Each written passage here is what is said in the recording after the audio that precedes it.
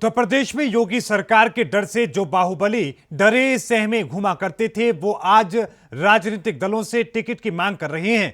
लेकिन बीजेपी हो या कोई दूसरा दल हो, ऐसे बाहुबलियों से बचने की कोशिश में है। हालांकि कुछ दलों ने बैकडोर जरूर खोल दिए हैं और ऐसे नेताओं को टिकट देने की कोशिश की जा रही है। लेकिन ऐसे कौन से दल हैं और ऐसे कौन से बाहुबली नेता हैं, आइए नजर डालते हैं इस रिपोर्ट पर।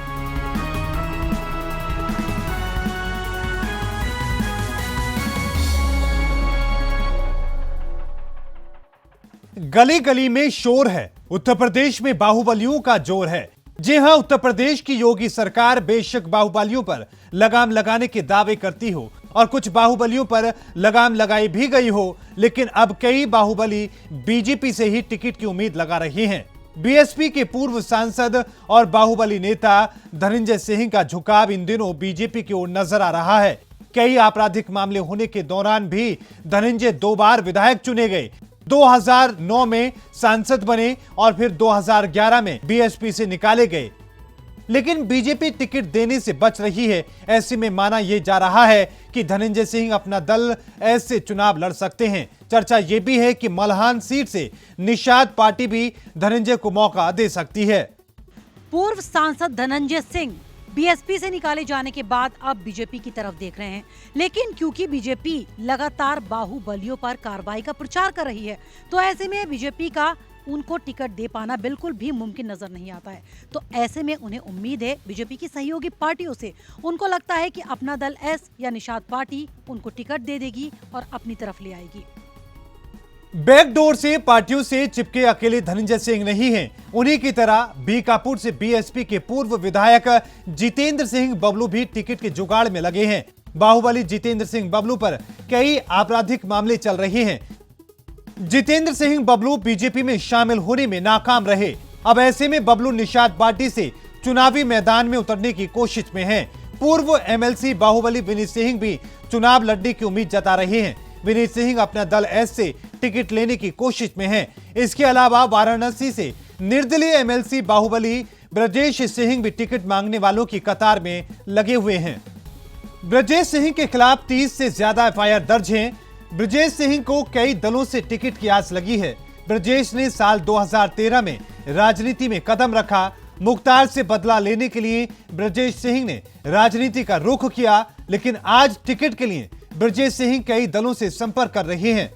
अब जब बात ब्रजेश सिंह की हो रही है, तो ऐसे में उनके सबसे बड़े दुश्मन मुख्तार अंसारी का भी रुख करते हैं। बाहुबली से नेता बने मुख्तार अंसारी चुनाव लड़ने की तैयारी कर रहे हैं। सहुलदेव भारतीय समाज पार्टी के प्रमुख ओम प्रकाश राजभर मुख्तार अंसारी को टिकट देने के संकेत तक दे चुके हैं और कहा जाता है कि मऊ सदर सीट से मुख्तार अंसारी का गढ़ है और आज भी सीट के लिए बड़े बड़े दलों को मुख्तार अंसारी की ओर देखना पड़ता है। इतना ही नहीं, जेल में बंद होने के बाद भी मुख्तार को हरा पाना संभव नहीं है। मुख्तार अंसारी 1956 में मऊ सदर सीट से पहली बार विधायक चुने गए। 2010 में मुख्तार अंसारी ने कौमी एकता दल का गठन किया। मुख्तार अंसारी अब तक इस सीट से अजेय हैं। जेल में बंद होने के बाद भी मुख्तार को हरा पाना असंभव माना जाता है।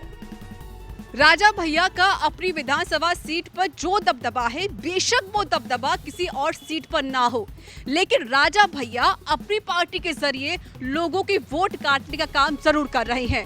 राजा भैया के अलावा ऐसे कई बाहुबली हैं जो टिकट के जुगाड़ में लगे हुए हैं, लेकिन कोई भी दल खुलकर सामने नहीं आ रहा है और ऐसे बाहुबलियों को टिकट नहीं दे रहा है, क्योंकि उन्हें डर है कि इन चेहरों की वजह से कहीं विपक्ष पार्टियां चुनावी मैदान में उन्हें पटखनी ना दे दें। मुख्तार अंसारी की तरह ही अयोध्या की गोसाईगंज सीट से विधायक रहे अभय सिंह को टिकट की आस है। तो वहीं सुल्तानपुर के बाहुबली चंद्रभद्र और यशभद्र सिंह टिकट की मांग कर रहे हैं। तो वहीं आजमगढ़ के रमाकांत और उमाकांत भी टिकट मांगने वालों की लाइन में हैं और चुनाव लड़ना चाहते हैं। और बाहुबली अतीक अहमद चुनाव लड़ेंगे या नहीं ये साफ नहीं है, लेकिन उनकी पत्नी लगातार चुनावी मैदान में सक्रिय हैं और अतीक अहमद की पत्नी शाहिस्ता परवीन असुद्दीन ओवैसी की पार्टी AIMIM में शामिल हो चुकी हैं। लेकिन मैदान में अतीक अहमद उतरे या उनकी पत्नी उतरे, लेकिन इतना साफ है कि AIMIM से ही उन्हें टिकट मिल पाएगा। अतीक अहमद के ऊपर योगी सरकार ने जो कार्रवाई की उससे न सिर्फ अतीक अहमद की शाख को नुकसान पहुंचा है, बल्कि वो सीधे तौर पर उस शाख को वापस पाने की कोशिश में जुटे हैं।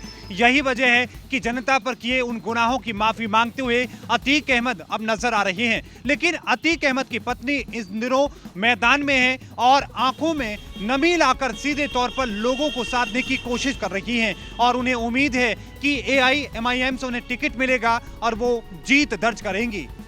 प्रतापगढ़ की कुंडा विधानसभा से राजा भैया को कैसे भूल सकते हैं।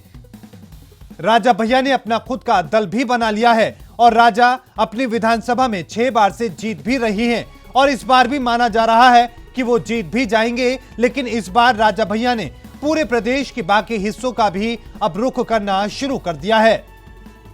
ब्रजेश सिंह और मुख्तार अंसारी की ये खूनी लड़ाई आज की नहीं है, बल्कि बरसों पुरानी है और इसी लड़ाई को अंजाम पर पहुंचाने के लिए ब्रजेश सिंह सीधे तौर पर अपना राजनीतिक वर्चस्व बढ़ाना चाहते हैं। लेकिन मुख्तार अंसारी जेल में बंद है, बावजूद इसके मऊ क्षेत्र में उनका दबदबा माना जाता है। यही वजह है कि OP राजभर ने उन्हें टिकट देने का भी संकेत दिया है। संकेत इसलिए भी अहम जरूरी है क्योंकि जेल में बंद होने के बावजूद भी मुख्तार जीत दर्ज करने का दबदबा रखते हैं और इसी वजह से सीधे तौर पर OP राजभर ने उन्हें टिकट देने के संकेत भी दिए हैं।